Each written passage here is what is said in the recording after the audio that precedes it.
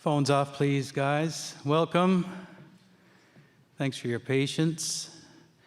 I'd like to welcome to the stage to get us started a special guest, Leila Evans, the Honorable Member of the House of Assembly for Torngat Mountains, to read the land acknowledgement.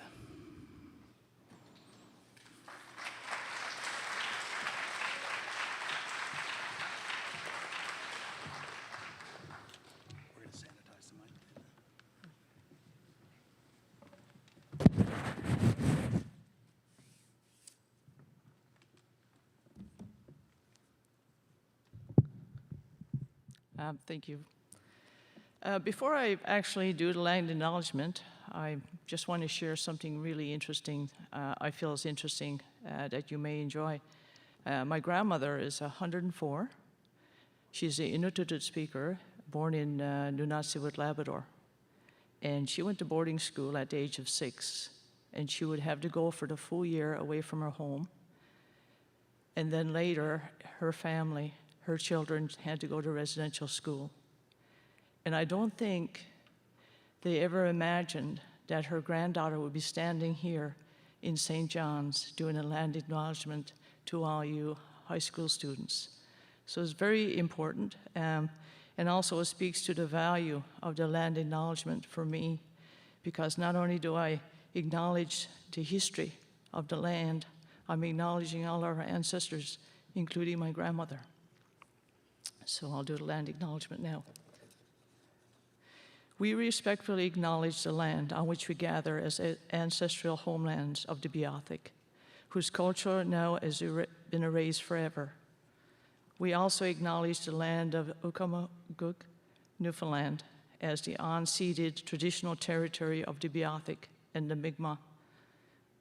And we acknowledge Labrador as the traditional ancestral homelands of the Inuit of Nitassinan, the Inuit of Nunatsiavut, and the Inuit of Nunatukavut. We recognize all First Peoples who were here before us, those who live with us now, and the 7 generations to come. As First Peoples have done since the time immemorial, we strive to be responsible stewards of the land and to respect the culture, ceremonies, and traditions of all who call it home. As we open our hearts and our minds to the past, we commit ourselves to working in the spirit of truth and reconciliation to make a better future for us all. Thank you.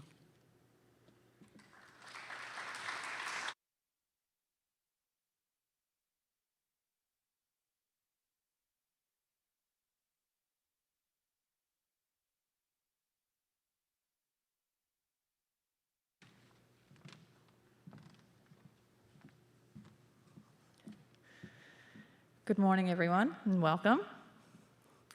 It is important to begin this event today by expressing gratitude. Gratitude to our guest speakers, Jessica Rumbold, Senior Researcher, Indigenous Homelessness at the Canadian Observatory on Homelessness, Ganani Davis, Chief Executive Officer of Inuit Education in Labrador. We would also like to extend our gratitude to Shane Welcher, Director of Programs, Indigenous Education with the Newfoundland and Labrador English School District. And thanks to special guest Leila Evans, the Honorable Member of the House of Assembly for Torngat Mountains. And of course, last but not least, the fantastic Highlander population, who I'm sure will demonstrate only the greatest respect for our guests who have taken the time out of their schedules to join us here today and are helping us recognize the National Day for Truth and Reconciliation and Orange Shirt Day. Our guests are here to share their knowledge of the past as well as their stories. Stories many of us have only read about in the news, stories which detail the abuse and suffering of hundreds of thousands of children taken from their families and placed in residential schools. They are here to inform all of us, students and teachers alike, about the events surrounding the birth of the residential school system, as well as why thousands of these students never returned home to their families. Today, because of our guests, we can leave this gathering better informed than when we entered it, and we all know that when we know better, we do better. So please welcome to the stage Jessica Rumbold as we begin this journey together. Thank you.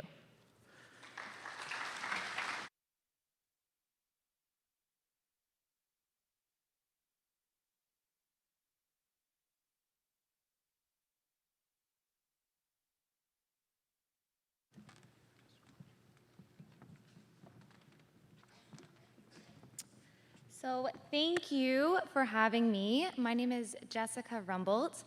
A little bit of background before I begin my presentation today is asking myself and sharing with you why I am here. So when I was in high school, I was introduced to Maddie Mitchell, who is my third great-grandfather, based out of Newfoundland. And after learning more about his role in the Newfoundland economy, I became extremely passionate about my own Indigenous ancestry.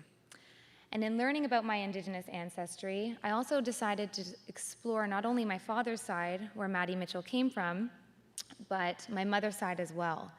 And in doing that, I traced my family tree, created an ancestry chart, and learned that my great-grandmother on my mother's side was completely erased.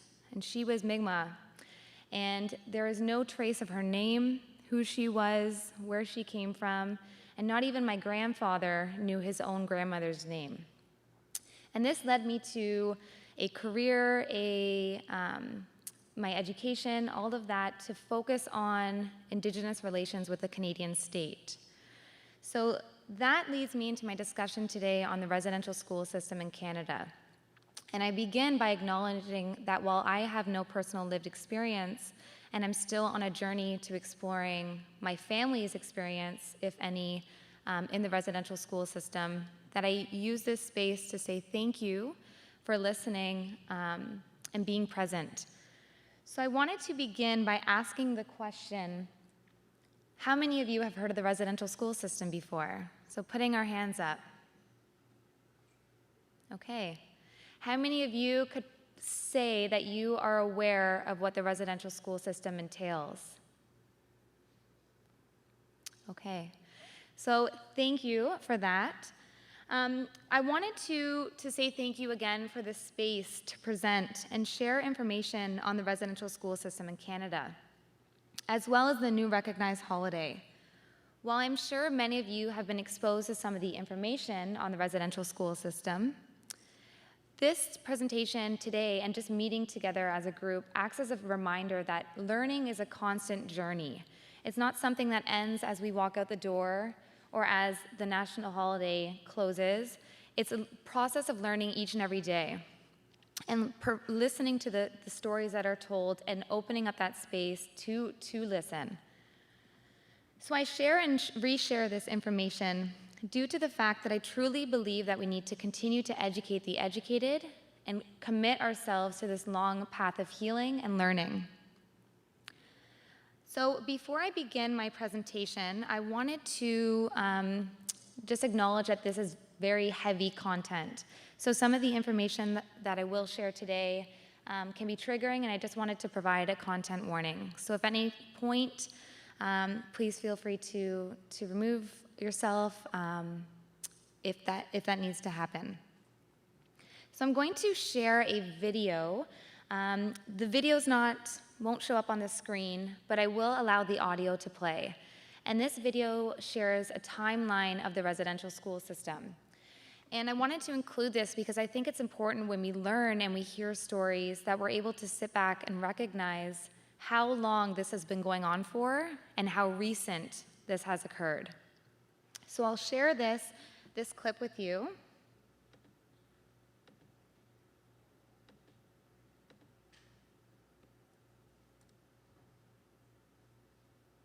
If it wants to play.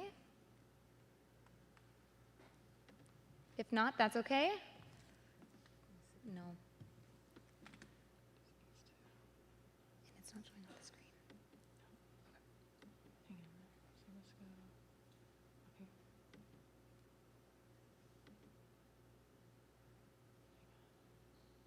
And if it doesn't play, this will be sent out to everybody so that you can take the time to watch it. It's okay, we can move forward. Okay, so when you do see this video, it provides an overview of this very start of the residential school system, when it was introduced, and the various pivotal moments that took place. So today I'll share some information with you about the key objectives of the residential school system.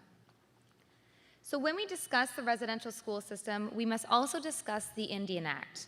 So I ask all of you to raise your hand if you have heard of the Indian Act before. Okay, so I see a little bit less hands being raised at this point. And the Indian Act is a piece of legislation that controlled the lives and still controls the lives of many Indigenous peoples. In addition to the laws about residential schools, the creation of the Indian Act led to the creation of reserves that restrict First Nations peoples to small pieces of less desirable land. The Indian Act also led to the control over identity. The government was able to determine who votes and who has Indian status. It also led to First Nations not having the ability to own property. So we will see the ways that the Indian Act has continued to restrict the lives of Indigenous peoples in Canada. First introduced in 1876, the Indian Act gave the Canadian government authority to control almost every aspect of Indigenous peoples' lives. The Indian Act required children to attend residential schools, where the majority opened and operated until after 1880. The failure to send children to residential school often resulted in punishment for anybody that decided or tried not to send their children to the schools. And in many cases, the parents were punished, and even imprisonment was a result of this. Even though the Indian Act is no longer in effect, so for instance, individuals can now vote, reserves and land issues still remain, and the Indian Act is still in force today. So my request or ask of all of you is to spend time at some point throughout this week, whether it's tomorrow during the new recognized holiday, whether it's today, or maybe a month from now, but spend time looking at and into the Indian Act and see the various ways that it impacts the lives and continues to do so. So first introduced in 1876, the Indian Act gave the Canadian government authority to control these aspects. And I want you to see the way that the Indian Act is similar and connects to the residential school system as we move along this presentation to look at the ways that the residential school system also controlled the lives of many. Hands up if you have heard of the quote or the saying, "to kill the Indian and the child." Okay, so I see quite a few hands. And this was the overall objective of the residential school system. The objective of the residential school was to assimilate Indigenous children into what is called a Euro-Canadian society. This meant stripping Indigenous children and their families of their traditions, of their way of dress, of their language. The residential school system was designed to isolate Indigenous children from their families and cut ties to their cultures. And this led to disturbed communities or unhealthy relationships between the government and the state and Indigenous populations, and it led to long-term concerns. So the Canadian government operated and sponsored, which means paid for, residential schools in partnership with the church. So this included Anglican, Catholic, Methodist, and United. Residential schools operated in all of Canadian provinces and territories that were federally run in Prince Edward Island, New Brunswick, except for Prince Edward Island, New Brunswick, and Newfoundland. So what I want to point out here is that while in Newfoundland there was no federally operated residential schools, there were still schools that existed and affected the lives of many. So it is estimated that over 150,000 children attended residential schools. An estimated 6,000 died while in the residential school system, while many are unaccounted for. So in the news today, we are seeing discoveries, and those discoveries will continue to rise as we uncover the unaccounted for. Often, officials refuse to send back the bodies of Indigenous children to their families and communities, and simply decided to say that the reason was that it costs too much. So when you have a chance to look at this slideshow, there is a map that you will see. On this map, you will see tiny little dots showing all of the residential schools spread out across Canada. Residential schools were located, as I mentioned, across majority of Canada. In total, there were 130 schools. And individuals between the ages of 4 to 16 were attending these schools. Residential schools operated between 1870s to the 1990s, with the last residential school being closed down in Saskatchewan in 1996. So I know while many of us were born after 1996, in the grand scheme of things, this is alarmingly recent. When I look at it, I say, you know, I was born, I was young, I was alive during this time, and it's quite alarming to see just how recent the residential school system operated, let alone the lives that it's still impacting. So I ask that we all take a moment to reflect on how old individuals we know, maybe our parents, our friends, our cousins, how old they were in 1996. And to, again, reflect on how recent that was. So the next slide that you will see when looking through this presentation provides an overview of some of the traumatic experiences that took place in the residential school system. And when you see this list, it is alarming, and it is shocking to see that any of this at all could happen at the hands of human beings, let alone under the supervision of the school system. So some of the things on this list include that Indigenous peoples were forbidden to speak their traditional language. They were required to speak English or French, depending on the location. They were required to adopt the religious denomination of the school and participate in the prayer activities. They were forced to wear uniform that were designed by the school. They were provided with a lack of nutritious diet, which led to health issues and illnesses. They received insufficient quantities and qualities of food. They were withheld any communication with their family. So for instance, if family members were to send them letters, they were not able to gain access to those items. There was a segregation based on gender, and I will go into that a little bit more in depth, but boys and girls were separated, and each gender was allocated to specific tasks according to what was deemed gender appropriate. They were exposed to harmful conditions in the environment, so for instance, freezing temperatures, and they were often forced to participate in labor that was deemed unsafe. Overall, there was a vilification of cultural traditions. So any type of dress, any type of ceremony or participation in things like potlatch were deemed to be vilified. So they were seen by the school system and the government to be inappropriate, and therefore they were banned, essentially. Residential schools operated on a 10-month calendar year. However, especially based on the location of these schools, many of these children were forced to stay in the system or at these residential schools all year round. So what that means is once these students were taken forcibly from their families and communities, they were forced to stay in these school settings all year round without contact with their family. In some cases, as I mentioned, they stayed there permanently.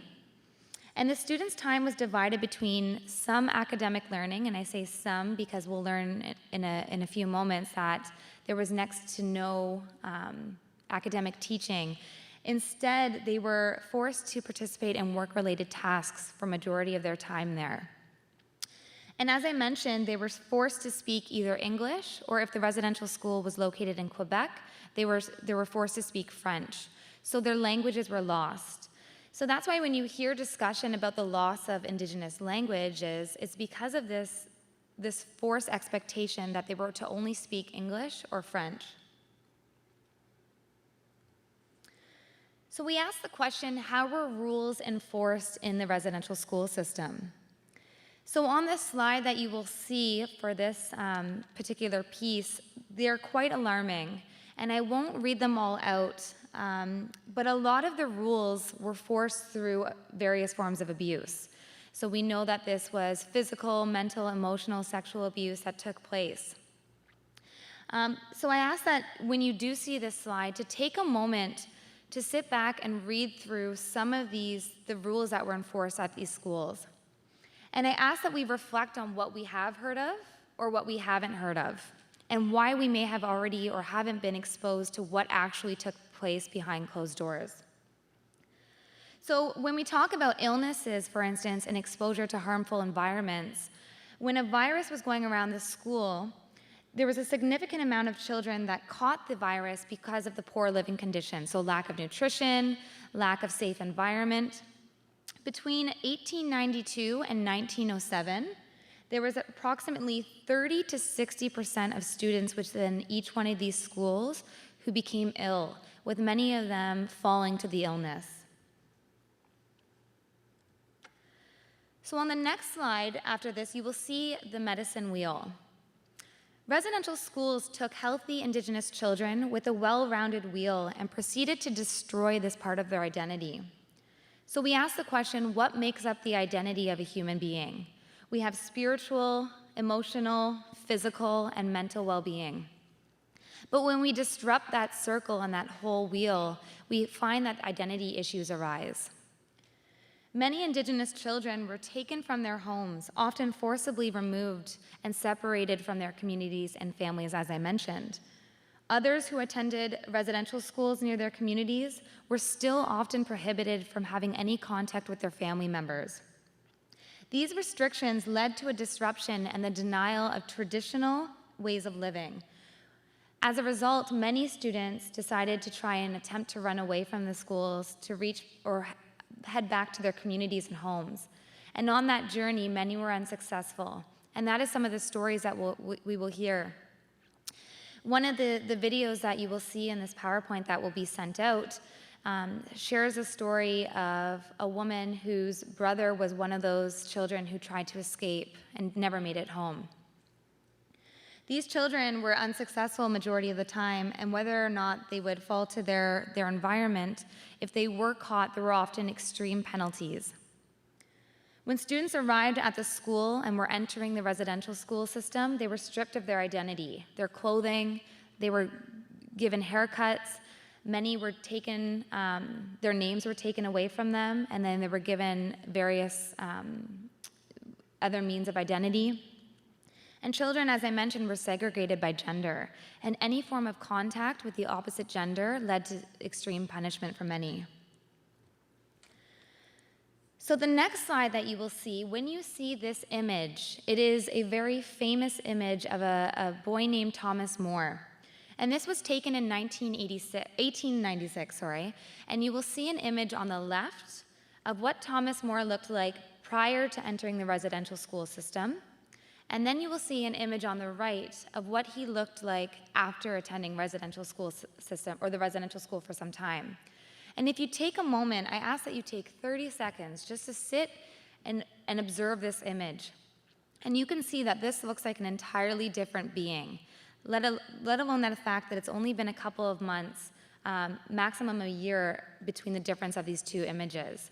We see that the traditional dress has been stripped from Thomas. We see that his hair has been cut. And the government and the school system relied on these images to almost advertise that what they could do with the child once they entered the doors. So photographs like this, as I mentioned, were used to show radical change and the so-called, and I provide quotations for this, what were perceived as benefits of the residential school system. So there's also another video in this presentation that you will see that shows a propaganda video that was used by the government, I think 1955 the date was. And this propaganda video was essentially an advertisement. And you see children skipping and laughing and exercising and playing with smiles on their faces. And this was an actual video, a propaganda video that was used to show the public what they wanted to show. And this is why, you know, for many of us, we may only be hearing about residential school systems as of recent, because a lot of the truth has been hidden. And that's why I ask, take the time to listen to the stories and read the quotes and read what actually happened. So when we shift to discussion about the labor that took place at the residential school system, until the 1950s, the schools ran on what was called the half-day system. Under this system, the older students spent half a day in class, and this is while the other half was supposed to be doing vocational training, so in the trades or what was perceived as being real-world skills. In reality, this training often simply amounted to free labor for the school. So the girls prepared the meals, the boys did the cleaning, and repaired the students' clothing. The boys farmed, raised animals, did repairs, and in many cases, the students were not learning at all. So when we say they went to school, the question is, did they go to the school that we perceive as being school? And the answer is no. For most of the residential school history, the government had no clear policy on discipline. So students were not only strapped and humiliated, but in some schools they were shackled, beaten, and subject to various forms of abuse. This is in addition to being starved and being forced to participate in that manual labor.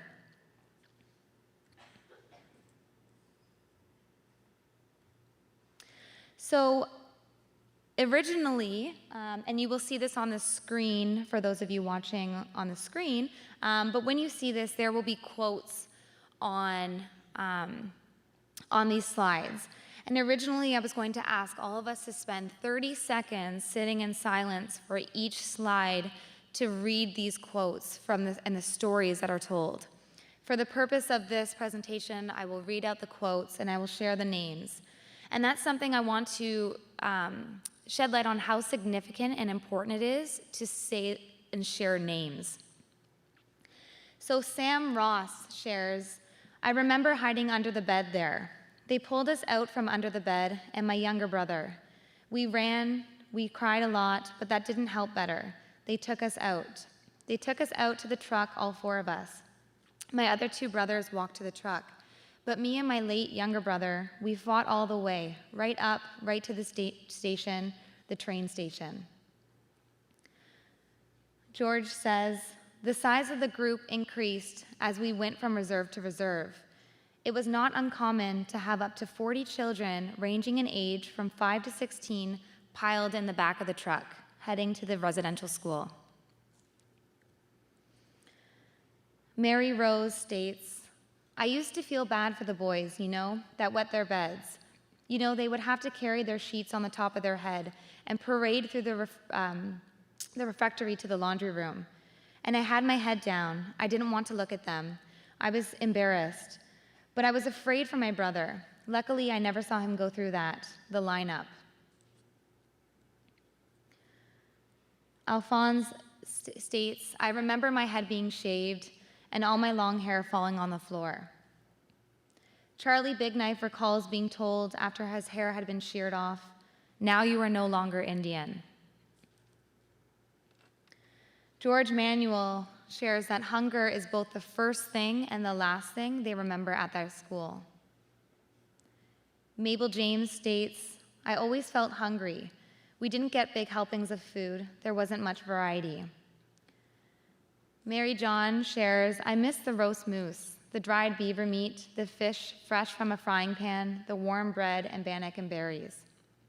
And these are all survivor stories that came from They Are the Children. Pauline shares, when we couldn't get our additions and subtractions right, I remember her using the whip on my knuckles. I remember my knuckles being black and blue and sore.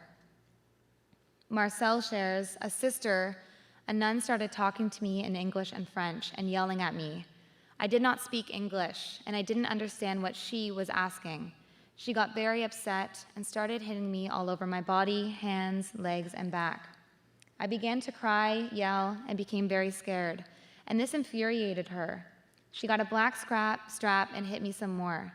My brother Edward, heard me screaming and came to get me. So there are many more that I've included in this presentation, and I'm going to ask that when you do see this, take the time to read through these. Again, because these are the voices of individuals who experience this, and their lived experiences that we need to provide that space to listen to. There are also several images, and I was going to also ask that we spend about 30 seconds each here looking at the images from the residential schools. And these are images of the children. So the first image that you will see is of the females in the sewing room. And you can see that they're all dressed similarly. The next is an image of the boys in the school sitting and praying. And the others that you will see, the things that I want you to pull from these images are the dress and the attire and how all of these children were made to look the same and that their identity was stripped of them. So one of the last slides that I include in this presentation is the UN Convention on the Rights of the Child. And there's purpose behind me including this. I decided to include this because I think it's important for us to take a moment, and I will read some out, to reflect on the ways that Indigenous children have been and continue to be denied basic rights.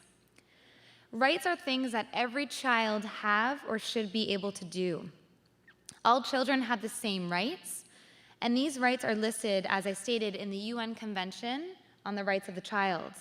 And almost every country has agreed to these rights. So I'm going to take a moment to read a few of the articles from the UN Convention on the Rights of the Child, and the articles are essentially the rights.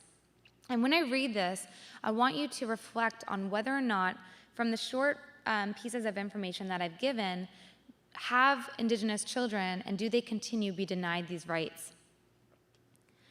All children have rights, no matter who they are, where they live, what their parents do, what language they speak, what their religion is, whether they are a boy or a girl, what their culture is, whether they have taken or whether they have a disability, whether they are rich or poor.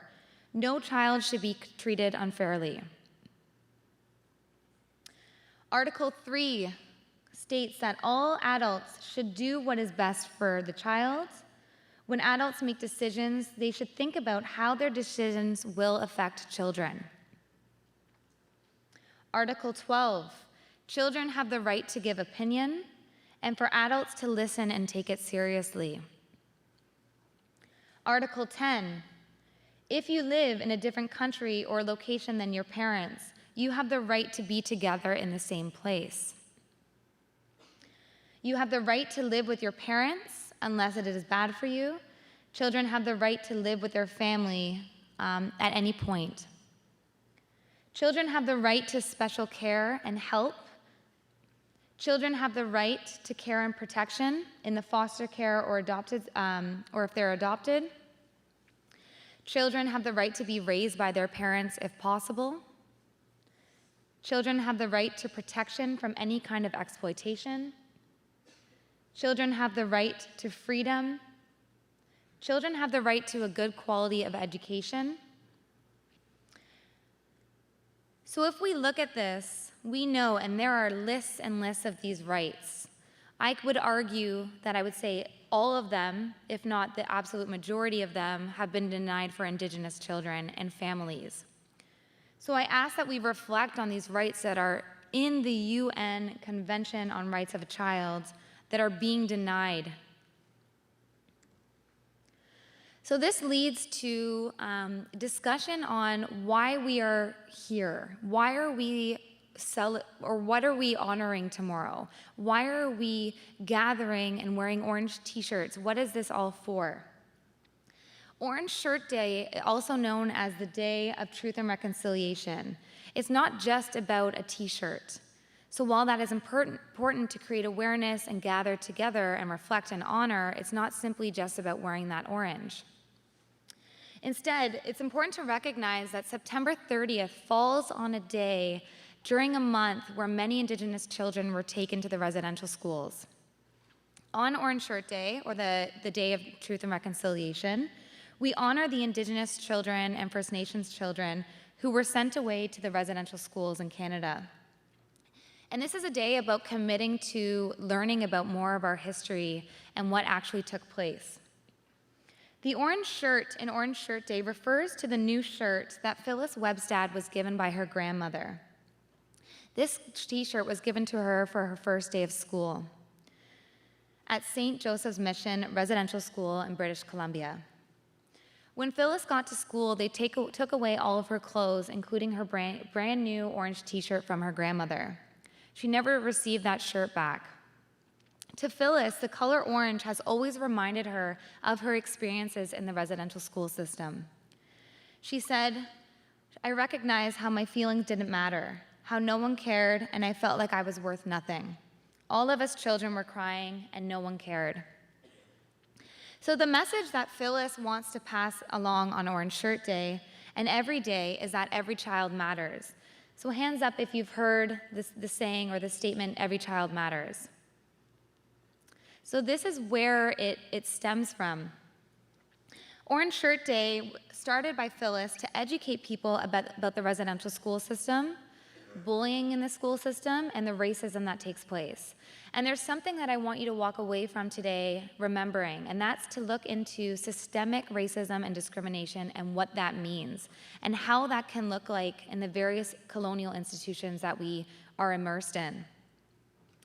There are many ways that you can get involved. So first, I see many of you wearing orange shirts, which is amazing, so thank you for that. So you can wear an orange shirt on September 30th. But a little tidbit that I wanted to share is that we need to be careful about where we purchase products like this from. So for instance, Amazon, for instance, is selling orange t-shirts or Every Child Matters. And the one thing I wanted to share is that we need to be careful who is taking advantage of situations like this, and that there is a ton of local Indigenous organizations that are selling these products where 100% of the proceeds go to the residential school survivors. This year, students can also watch a virtual event online that is being held all week, and I'll be sure to share the link. It's a bunch of live presentations that are absolutely incredible, and I highly recommend engaging with some of those.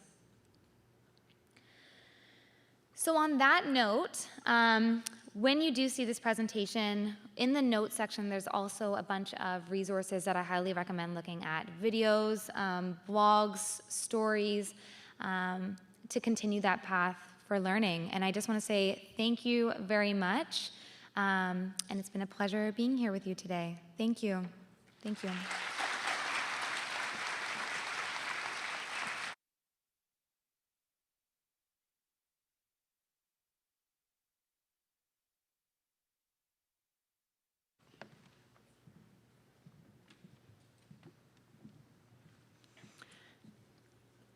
I'd just like to thank Jessica for her participation here today. I'd like now to invite to the stage Ganani Davis, the Chief Executive Officer of Innu Education in Labrador.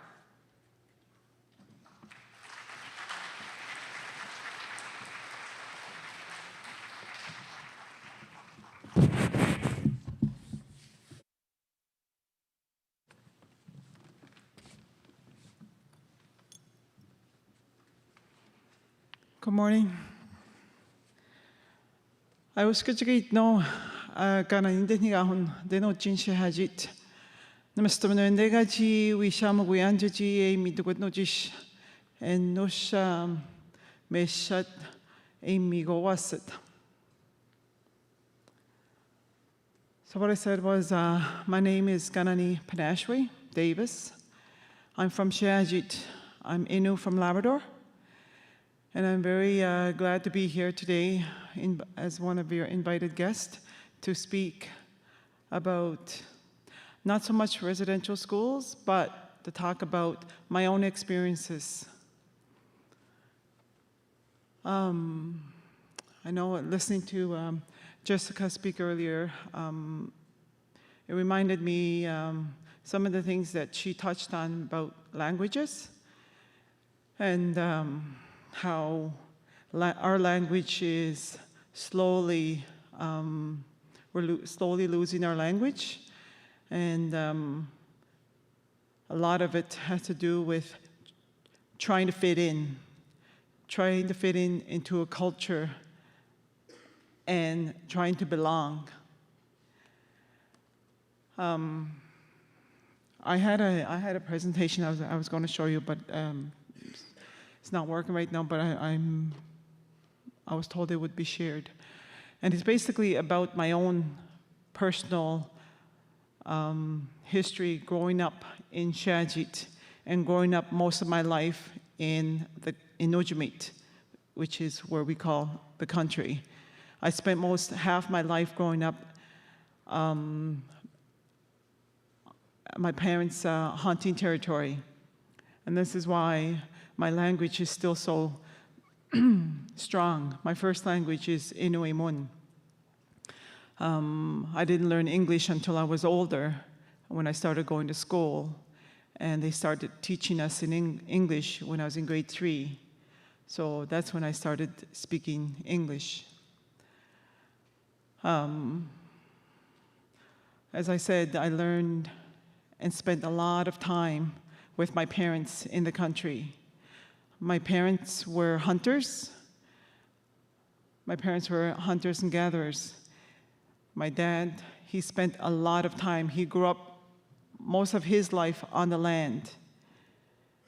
And it wasn't until in the 1960s that they were forced to settle in Shiajit. And this is when things started changing for them.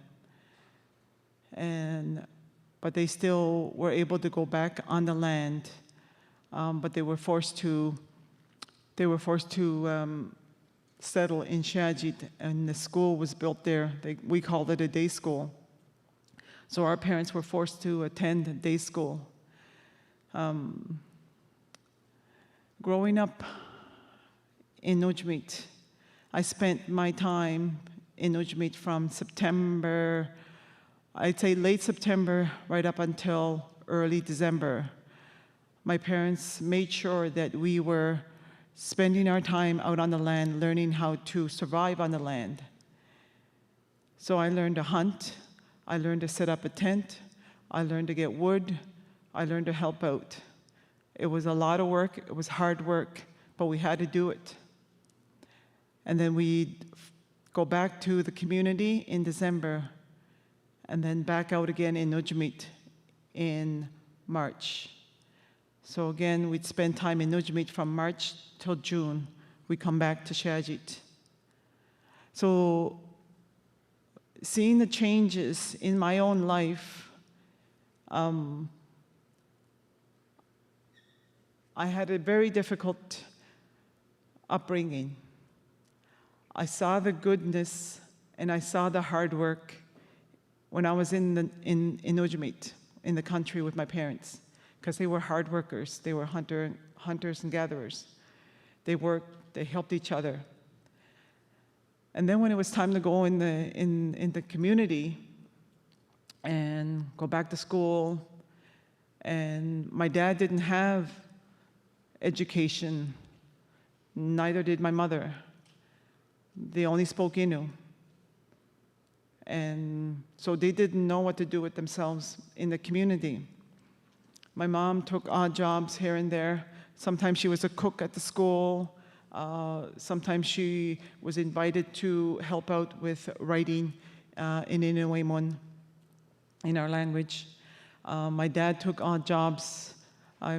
He He drove a bus sometimes, and he worked at a cable car, just odd jobs.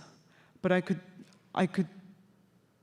could see the difference in my parents when we were in the community and when we were in Untitled. This is when we talk about intergenerational trauma. This is what I saw, and this is why we had such a difficult time growing up in the community. It's because of what my parents had to go through when they were forced to settle in the community. Missionaries, the church, took them and forced them to attend school. My dad was a difficult man. My dad struggled with alcohol.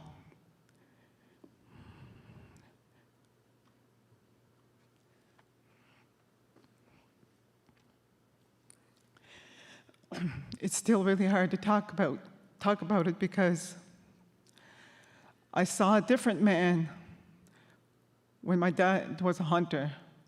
I saw a different man when my dad was supporting and providing for his family in the country. And then I saw a different man when he was in the community. He was the lost soul. And I never understood it. I didn't understand why he would change. And I didn't understand why he was a mean person, that he was a mean dad when he was in the community. And why would he take alcohol and mess everybody's life in our family? I didn't understand it. I was your age when I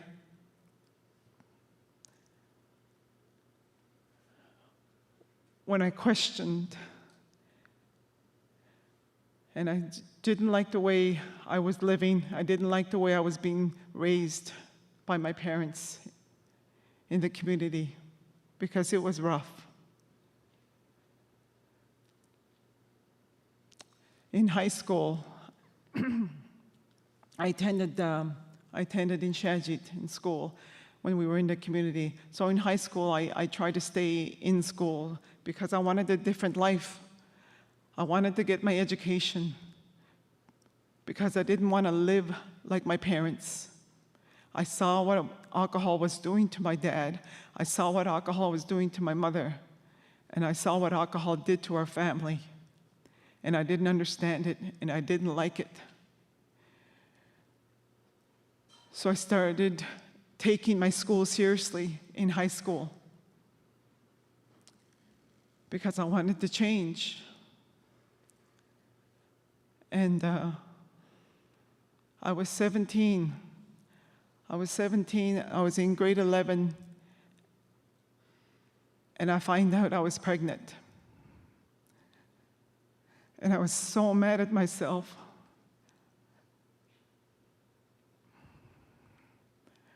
It was in the fall. I found out I was pregnant. And I thought,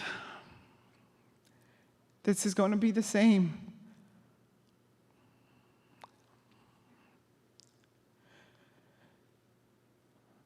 How will I get my education? How will I graduate with a baby on the way? I don't even have my grade 12. I wanted to give up. I was afraid to tell my mother I was pregnant. I was afraid of my dad. I didn't know what to do. And I just remember crying all the time. I cried and cried.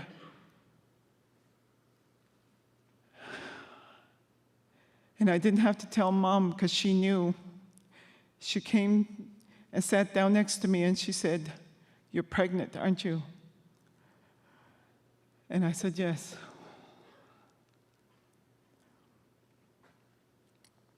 And it took me a long time.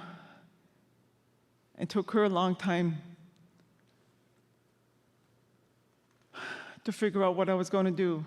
Was I going to quit school, stay home, try to care for my son,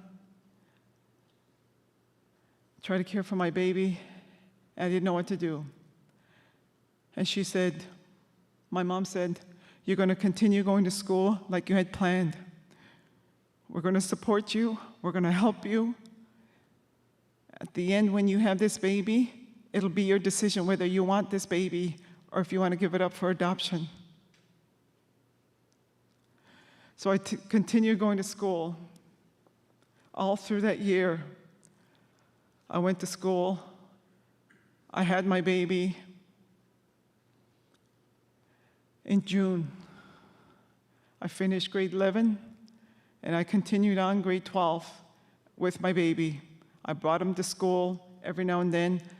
I'd leave him home with my mom, and I still continued to go to school. I had good teachers. I had a guidance counselor who would often come to my classroom and say, do you want me to take the baby during your class? So she did. She brought my baby into her class, into her office, while I tried to finish my classes. But it was during that time when I was still angry. I was still angry at my parents. But I didn't understand until I got older why my dad drank, why my mom drank, and why they put us through the hardships. And it wasn't until I became a mom myself that I realized I was having such a difficult time being a mom and try to be there for my son.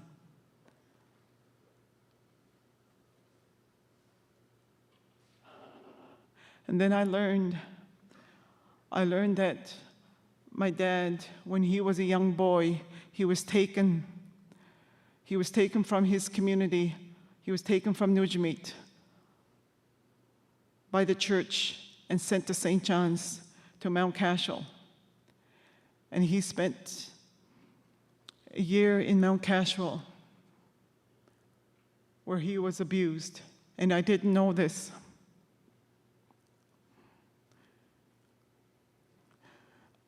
I always wondered why my dad was so angry at the world, angry at his children, angry at his wife. And it wasn't until I heard him talk about the abuse that he went through in Mount Cashel. He spent some time in Mount Cashel, and then they would bring him home in the summer. When it was time to return in the fall back to Mount Cashel, my dad, he was only young, he was only 10, 11 years old. He said that he ran away because he knew it was time. The priest would be collecting children. And because he had gone to Mount Castro and he knew the abuse, what he was going through, he ran away and he spent days in the woods by himself. He didn't tell anybody where he was going. He just ran away and spent days in the woods until he knew that he had missed his trip to St. John's and that the priest stopped looking for him. And then he came back. He came back out from hiding in the woods. But he endured a lot of pain in Mount Cashel. When the government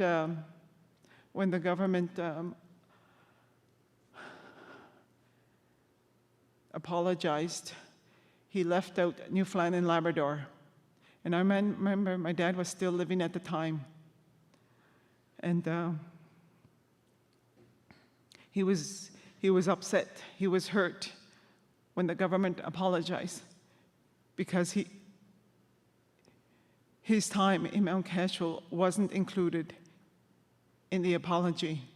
And I remember sitting in the living room at his house with him.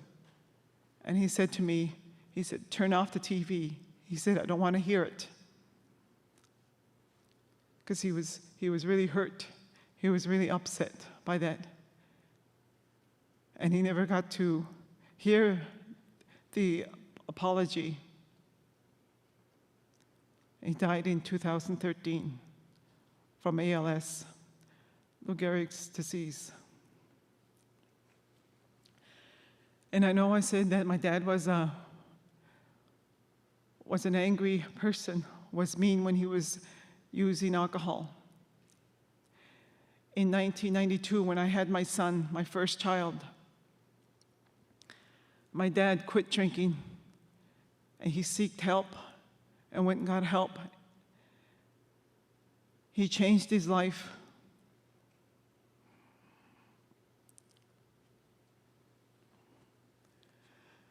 And he became a better man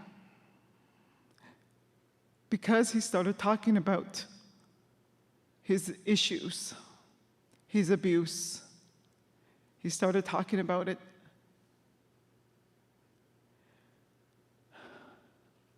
And he apologized to us. So when you hear intergenerational trauma, what he had to go through, he put us through. And being a young mom, it wasn't until I had my 2 children at a young age. I had 2 kids by the time I was 19. When my son was 5 years old and my daughter was 3 years old, I had a very, very difficult motherhood. I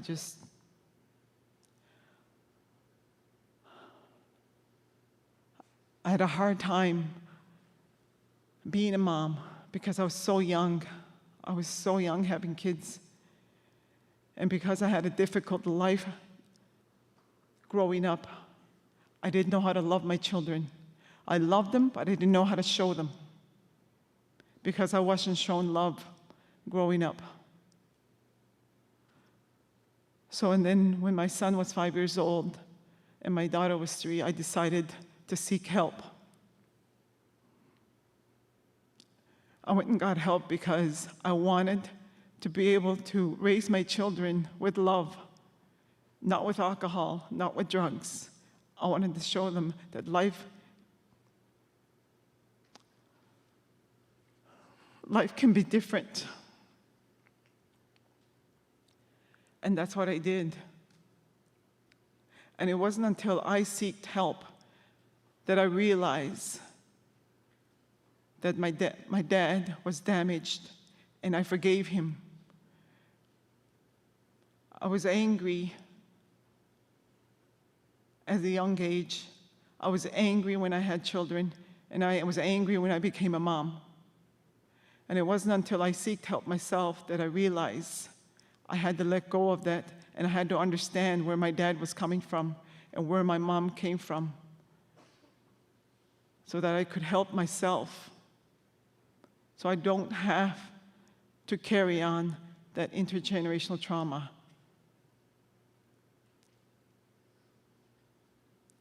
It's been a difficult road for my family, and I'm so glad that I was able to forgive my dad before he passed away. I attended a treatment program in 1997. And when I finished, I was able to hug my dad, and he was able to hug me, because that's something we were never able to do, because he didn't grow up. He was angry. He didn't grow up getting hugs because he was too afraid of what he had gone through in Mount Cashel. And it wasn't until after 1997, me and my dad became close.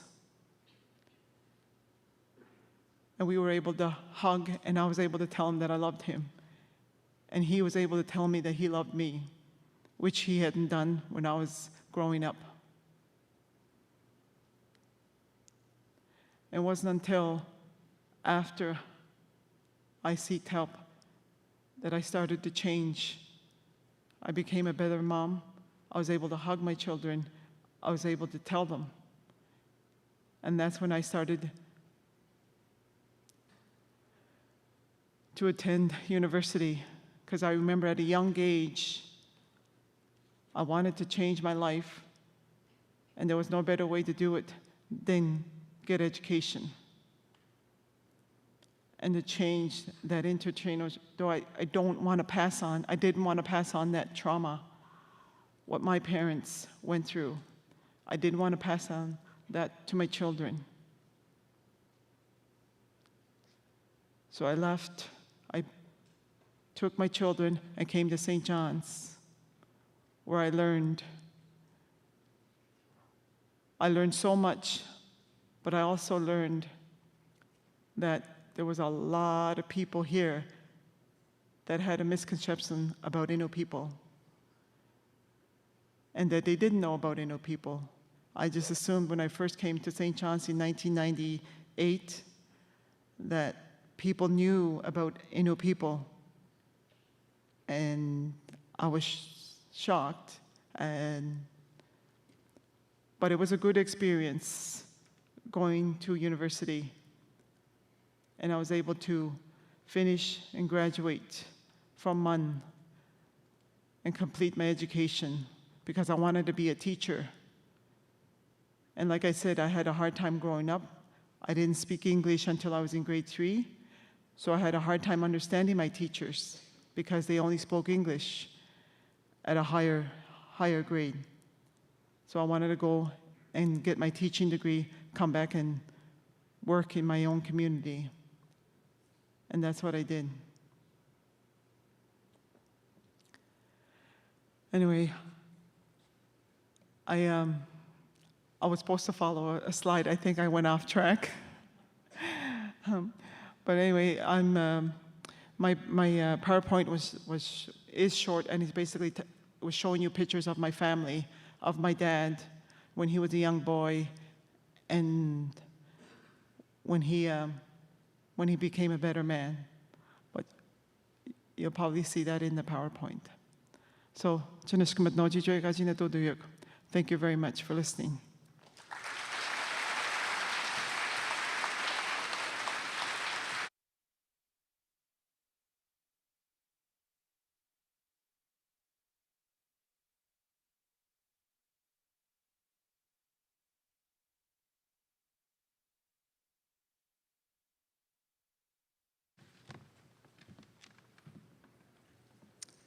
Holy Heart, can we please show our appreciation one more time for our two speakers today?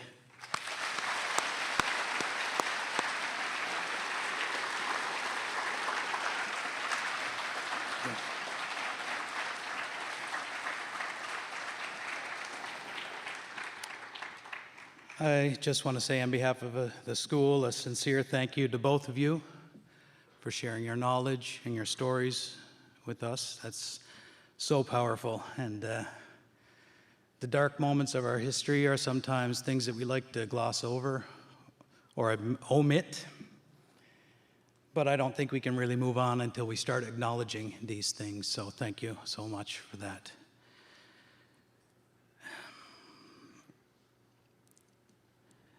As your teachers, we don't have this knowledge at hand always, and we don't have these stories, and it's not always in the curriculum, so we feel it's really important to bring that to you. And I want you all to remember when you wake up tomorrow that tomorrow's not a day for, it's a holiday in the sense that you're not coming to school, but it's a time for you to reflect on what you heard here today and what that means for us as a country and as a province and as people.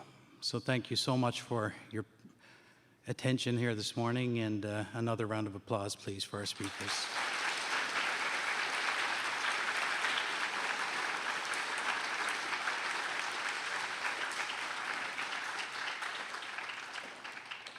So we're getting pretty close to the time that we would dismiss for lunch, so I think I'm going to dismiss you guys now and just ask you to go back to your classes and gather your things, and you can go on to lunch from there. Thanks again. Thank you.